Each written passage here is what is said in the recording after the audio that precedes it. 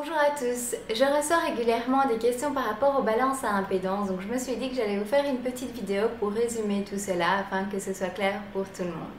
Tout d'abord, pourquoi une balance à impédance? En fait, lorsque vous vous pesez sur votre balance et que vous voyez juste un poids, cela ne représente pas ce qui se passe à l'intérieur de votre corps. Donc notre corps est composé entre autres de muscles, de graisse, d'os, d'eau, etc. Donc, lorsque vous perdez du poids, vous ne savez pas en fait si vous perdez du muscle ou de la graisse. Une information que moi je trouve vraiment très intéressante à avoir lorsqu'on fait justement un programme en perte de poids, c'est connaître la quantité de graisse présente dans notre corps et la quantité de muscles présents. Tout simplement parce que lorsque l'on perd du poids et qu'on ne mange pas suffisamment de protéines pour son corps, il arrive que l'on perde en muscle. Qu'est-ce que cela veut dire? Oui, en poids sur la balance, vous allez voir le poids diminuer, mais vous n'allez pas avoir de beaux résultats sur votre corps parce qu'en fait vous aurez moins de muscles et plus de graisse présente. Donc vous n'avez pas un corps uniforme ou qui va s'affiner d'une manière que vous allez apprécier.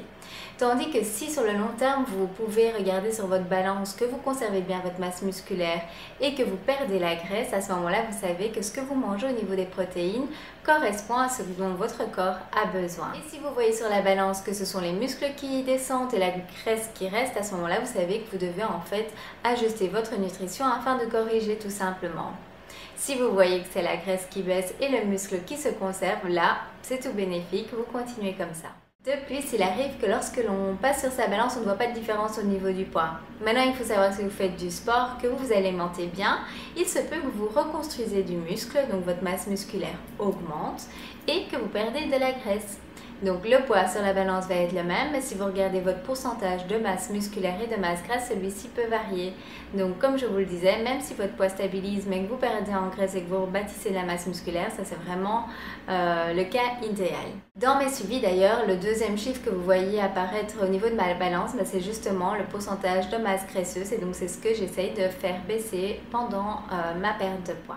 Donc voilà pourquoi je trouve les balances à impédance vraiment intéressantes. De plus, il y en a certaines qui proposent aussi la quantité d'eau présente dans le corps, la quantité d'os. Il y a aussi une information super intéressante qui est la graisse viscérale. Qu'est-ce que la graisse viscérale? Alors, c'est la graisse qui est située en fait autour de votre estomac, de votre foie, de vos intestins, du pancréas. Cette graisse peut entraîner de graves soucis au niveau de la santé, allant jusqu'à l'apparition du diabète et de maladies cardiovasculaires. Donc, d'où l'importance de pouvoir justement mesurer ce taux de graisse. Il faut savoir que cette graisse n'est pas visible à l'œil nu, donc même une personne mince peut en contenir une grande quantité.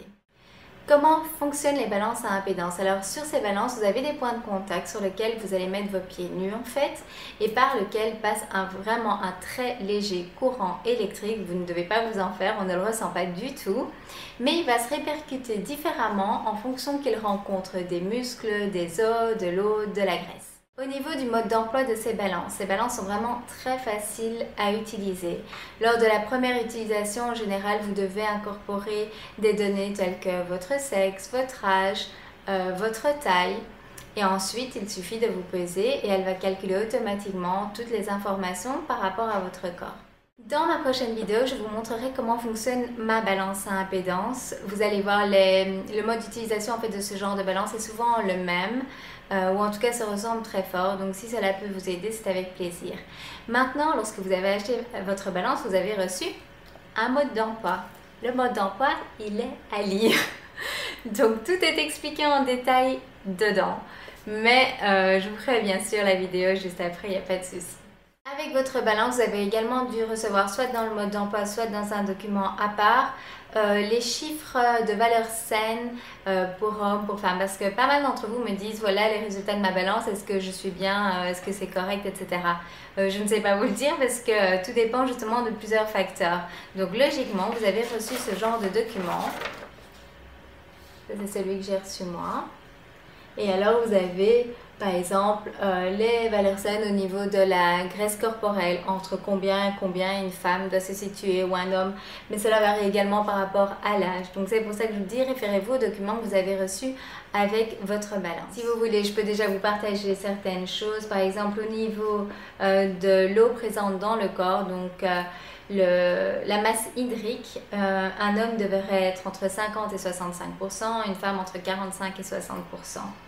Maintenant, au niveau de la graisse corporelle, Il y a vraiment plusieurs paliers, mais en gros, une femme devrait varier entre 21 et 36% de masse graisseuse, mais cela varie également au niveau des tranches d'âge.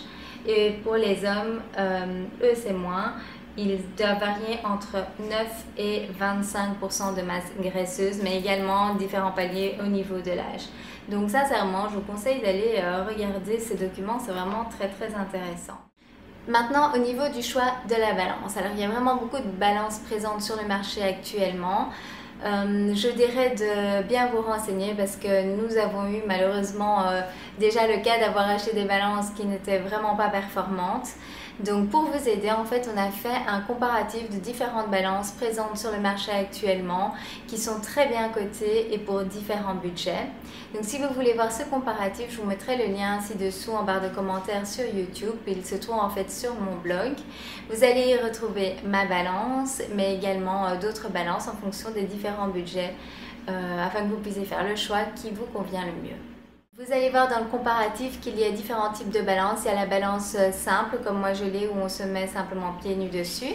Et alors il y a un deuxième type de balance, ce sont avec des poignets. Donc vous avez un contact au niveau de vos pieds, mais également un contact en tenant les poignets devant vous. Donc c'est vrai que c'est également assez intéressant parce que ça permet de vraiment faire le tour complet de votre corps. Je vous conseille donc d'aller voir le comparatif sur mon blog. Vous allez voir donc les différentes balances et faire votre choix parmi celles qui correspondraient le mieux à vos attentes, en pensant au fait que c'est un petit investissement, mais c'est un investissement pour les 10-20 prochaines années sans aucun souci. Ce sont de très bonnes marques et elles sont très résistantes.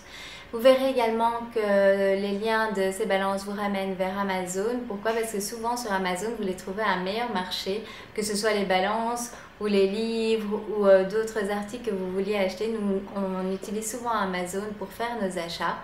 Et ils ont également un très bon service et on apprécie également le fait que les personnes ayant acheté les articles peuvent laisser des commentaires et donc vous savez exactement ce que vous achetez.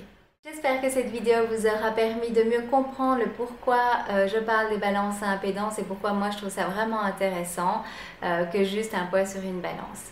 Donc moi je vous retrouve dans la prochaine vidéo pour vous montrer en pratique comment utiliser une balance à impédance. Bye bye!